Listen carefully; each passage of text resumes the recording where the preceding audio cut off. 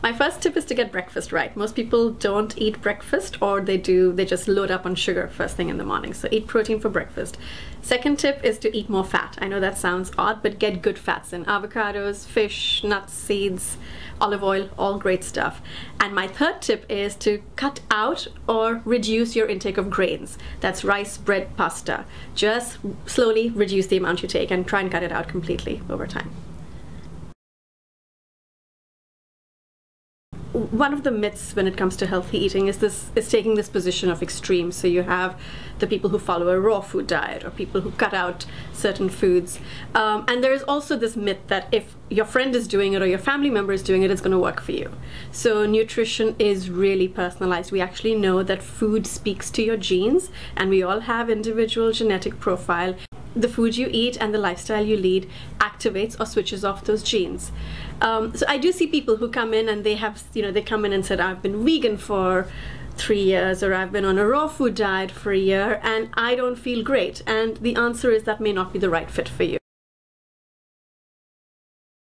I don't believe that just eating a balanced diet, I hear this a lot, just eat a balanced diet works either, because everybody's definition of a balanced diet is different. For some people it may mean having, a croissant for breakfast and something sweet in the afternoon and lots of rice at lunch, and that's, to me, not balanced. So I think we start out by identifying what a person needs to eat, and I can be very strict when I start with that, but then I also give people this leeway. So within that, yes, you can find your balance. Within that, I'm assuming you'll do it 80% of the time. You need to first sort of remove all that information that people come in with, all the preconceived ideas, all the marketing of diets that's out there, and look at what does your body need. So for me, functional medicine or functional nutrition is all about connections. It's all about looking at the body as a whole and making connections. So with functional nutrition, it is personalized nutrition. It is taking into account all the symptoms, all the little aches and pains and concerns that a person has, and putting it all together.